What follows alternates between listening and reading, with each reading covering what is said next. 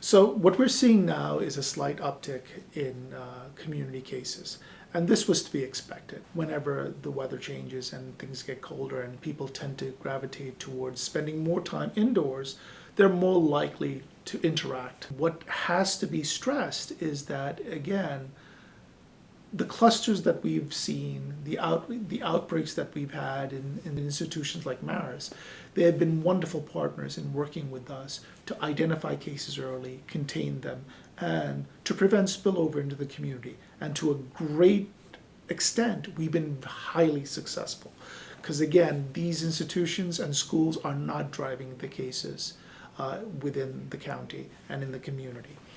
They represent a greater proportion of our total cases, but nonetheless, we're not seeing a spillover into the general community. We learned of a case of East Fishkill poll worker, and upon our investigation, it was clear to us that that poll worker became infected from a family member.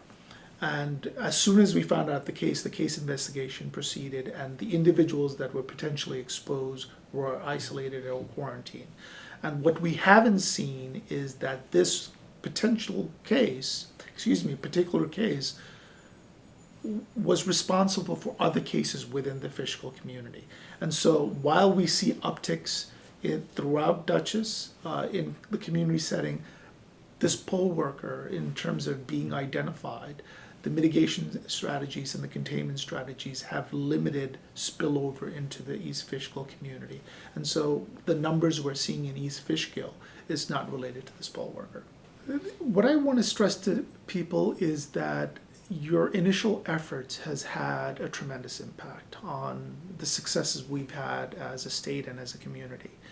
And that, again, I want to encourage people to continue those efforts. And as I mentioned, social distancing, the respiratory and hand hygiene, and wearing a face covering, a mask, is very important. What we're seeing now is that individuals are interacting more, and obviously, some of the large numbers may occur in clusters such as nursing homes, rehabilitation homes, in the college setting when students tend to congregate and socialize. But we're also seeing it in the community setting where people are having interactions within the family, extended family.